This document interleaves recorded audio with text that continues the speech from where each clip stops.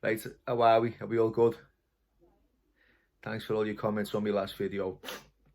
It gave me the courage to talk about a few of the experiences that I've had, in my life. I don't know whether it's beneficial to anyone, but it's quite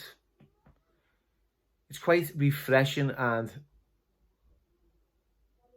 cathartic. That's the word. Very cathartic when you talk about stuff that's happened. People say, "Oh, the past is the past," but the past is what molded me into my future. If I remember my past, then I don't want to go back there. And that's a true story. I got slashed in prison years ago, 1990 to be precise. Lancaster Farms. It was a brand new jail. They were giving methadone out and everything. It was unheard of, because before that I was locked up in HMP in Lee, HMYOI in Lee back then. It's now HMP, But back then it was a YO. And I remember the shells. 1989, I first went into this shell. There was 2 bunk beds, and there was a potty on the floor. The windows, they had wooden frames, and you'd open out, and it stank of piss, because all the YPs you just piss out the window. By the time they fill that pot up, and it's sloshing away, and then the door opens in the morning, and they've got turds in, and it's brimming to the top full of piss. Then you have to put it in, slop out, put it down the sluice. You got 2 people in a cell, you're bursting out the window. So the whole jail just stunk of piss. I remember that for my first night, it was horrendous. So, and then, when you're on, I was withdrawing from heroin. I was 16 years old. You can imagine that, 16 years old, a heroin addict. And I'd go to prison, and the first thing the prison doctor would do to me was say, drop your keks, okay. You grab your plums, you say cough, for whatever reason, I don't know. Right, okay, 2 paracetamol. I give you 2 paracetamol. I was like, are you serious, lad? You serious? 2 paracetamol? I am sweating my plums off here. I can't sleep. I'm tossing and turning. I'm spewing up. And you give me 2 paracetamol. So it was a rough ride from the get-go. Anyone from back in the day who went to jail, there was none of this like pampering you and taking you to healthcare and fluffing your pillow and giving you a little bit of methadone and some sleepers. It was hardcore, in a cell, locked up as a kid, frightened the life out of you. It didn't frighten me that much that I came back and I continued to repeat that same cycle of like abusing myself and not stopping. Yeah, so it didn't work. When you're an addict and you've got that disease of addiction or that illness, or you're in the grip, and you're totally consumed, every fibre in your body wants to use, but you don't. Oh, it's a horrible place to be in. And I had to fight my way through the prison system, because that's how it was back then. You had to, if you wanted something to change the way you felt, then you'd have to go and if you never got visits, or even if you did get visits, you were getting fronted by gangs, and they were taking everything off you. Or, you were partaking, you're either the victim or the aggressor, so there's no in between. Couldn't show any weakness. And I was, when I went to Lancaster Farms, that was a whole new prison, brand new. It was clean. You had the toilet in your cell, a proper one, a sink. Couldn't believe it. You went to healthcare, they gave you methadone. I was like, you're messing. You've got what? Yes, take this. And it kind of softens the blow. Obviously, you're using, a lot of drugs outside, so that kind of just about touched the surface initially. And it helped a little bit. But, and then you get through, your detox a little bit more comfortably in the prison establishment. Then you get on the wing and you're a normal population and you bounce around. You're a young kid. Anyone knows these YPs. We were mad. Scousers and Manx, always fighting with each other. It was crazy. Scousers robbing everyone's trainees. That was how it was. You turn up reception and you get your trainees robbed. Manx would be robbing trainees. Scousers would be robbing trainees. And, it was just a weird, I don't know how people got away with it, but they did. That was the thing back then, rob your trainees. Yeah, and you know, I know some of these people who on these little blogs can talk about prison today, but back then it was a different kettle of fish. You know, but Lancaster Farms was a new setup, and you know, there was this firm of Asians that had been nicked for riots and had come in. There was loads of them, you know, and one of them was in stripes, and he was a little bit of an hard case, and he'd be arguing with everyone out the window. And I was arguing back with him. I think it was over a packet of chocolate biscuits. That's how petty this argument was. It was over a packet of chocolate biscuits. Can't remember if I owed him or he owed me. I probably owed him. And it was going off in the morning. Right, so I was going to smash his head, and he was going to smash my head. And I'm all right, I'm game for this. I'm about 19 years old. In there, bearing in mind, right, you used to come out your shell and eat outside of your shell on a table and on 2 benches either side. Like very civil. You know, before that it was in the shell with a potty, you had tray, stinking of turd, stinking of piss, you know, and you're trying to just like eat your food. It was horrendous. So we come out for breakfast. Now I'm kind of like, I'm on my toes, but I'm not as vigilant as I should have been on this occasion. It's, you know, hands up. You know, that's my downfall. But I'm sitting down. Rice Krispies I was having. I remember it very well. Rice Krispies. Right, and I'm sitting there with my Rice Krispies, talking to this other Scouser who's opposite me, because we used to have it with each other, Scousers, and all the Wolves would have it over there, and the Manx would have it over there, and the Asians would have it over there, and I was sitting with this kid. And this rash fella, this Asian, who had been arguing with the night before, I'd seen him. I was on him. He'd come out of his pad. He's in a pair of stripes. So when you're in stripes, you're on the E list. You know, you're an escapee. So he's in a single shell. He's got his clothes taken off. He gets them put in a shell. He's getting monitored. You know, he's on the book. But he's walking past. So what I've noticed, he's walked past me. So I looked out the corner of my eye, seen him walk past. Okay, there's no threat there. Nothing's going to happen. But what he's done is he's used to have these pillars, and I was sitting with my back to this pillar, and he's walked past me round the pillar, and that just slashed me right across here.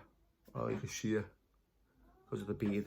Slashed me right across the face. All I remember was seeing blood in my Rice Krispies, and I just jumped up, not a word of a line now. I jumped up. I thought he'd actually punch me, because it didn't, you know, you get slashed, don't feel nothing. It's like, it's just, not even shock. It's just like, what was that? Jumped up, I'm on top of him, and I am punching his head in. Right, I'm battering him. Right, this is how it is.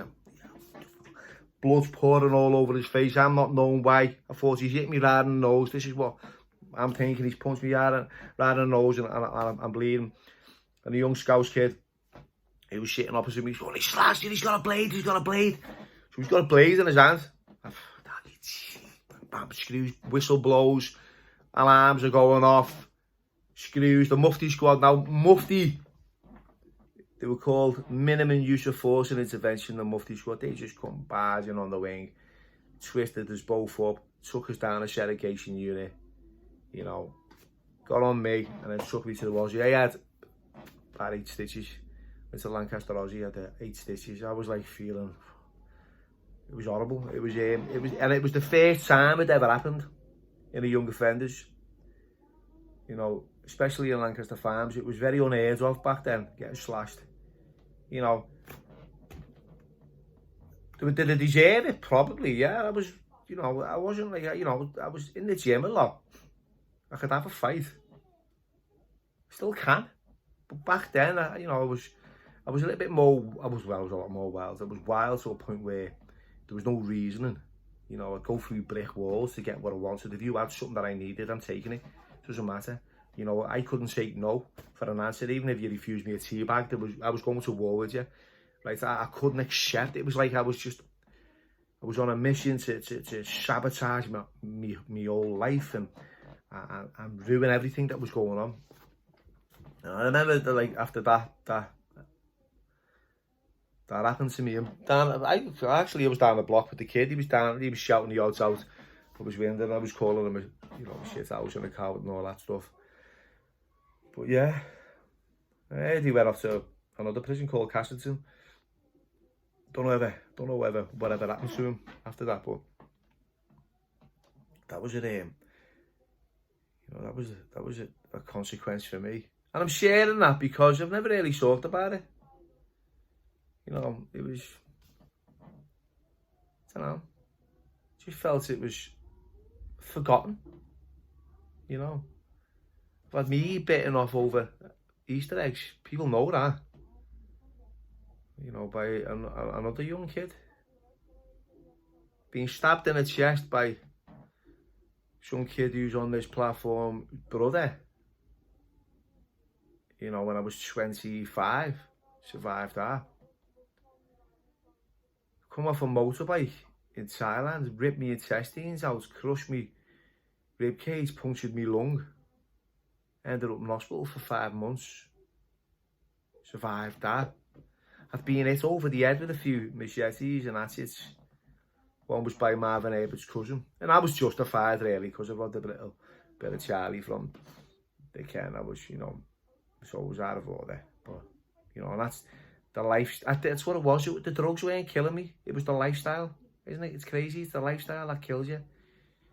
I've got a cousin, right? I've just done a podcast with him. 44 years in active addiction, right? 44 years. He's been beaten, battered, tortured, had his eyes shot out. He's used copious amounts of drugs. The doctors have said to him, if he stopped taking drugs, he'd probably die. I've done a podcast with him the other week. I'm going to put it on next week. Terry, big shout out. And he'll share his story. And what I realised from his story was the trauma that happened to him and the differences between his brother and mine. Because he's got a brother who was a straight goer, ended up doing all the right things with his life, and I've got a brothers who were the same, have just gone on and joined the army and become regimental sergeant majors, where I've just ended up on a path of destruction. So, I don't even know where I'm going with this, but it's just, I think what it is, when you're young, you've got an air of arrogance. You think you're going to live forever. You think you're untouchable. You think you're full of armour and you'll never get hurt. All that sticks and stones, won't break my bones, and names won't never hurt me. But names do. Names scar you for years. That's true. You're scarred. I got called names from an early age, that were horrible. Kids in school were horrible to me. I was skinny, I had knobbly knees. Everyone was getting BMXs and Millennium Falcons and all the Star Wars figures and all that stuff. And my mum said, what do you want, Bill, for Christmas? Get whatever you want. I said, I want weights. And she looked at me shocked and went, what, you want weights? If you want weights, son, I'll get you them. And I got these weights, these big Al water weights. With an aluminium pole, and a poster of Charlie Atlas and a bulwark head. And I just started doing all that in the bedroom. I didn't have a clue what I was doing. I just wanted to be big. I wanted to be strong. I didn't want to take. I'd had enough. I was sick and tired of being bullied and pushed about and trod on. So I decided I was going to fight back, and that's what I've always done. I fought back in life. I believe I've got resilience and perseverance. I've got a lot of life experiences that I'd like to share with you. It's great to share these on podcast and listen to other people's stories as well. I'm quite kind of overwhelmed, and I can realise that the hardships that we go through in life, we've all got similarities. Yeah, it is. It's true, yeah. But look at me today, right?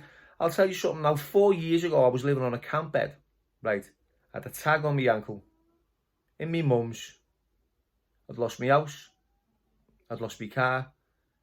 I lost the girlfriend that I was with at the time. I just cleared cancer. I just got out of prison. I had no clothes, no car, no nothing. Right, I could have just slipped into an abyss of depression, at that moment in time, but I didn't. I just picked myself up, dusted myself down. I went to the gym and I said to myself, if I stay clean, if I don't use one day at a time, I'm going to be okay. Right? And I did. and people started to notice and recognise, you know, the benefits and I could offer, especially young kids as well. You know, I like to share with these young kids. But yeah, I don't want to really go too much and start boring the living daylights out of you, but I've got a few stories that we can talk about. Yeah, I'd like to share them with you. But yeah, once again, thanks. Appreciate all your support. Nice one.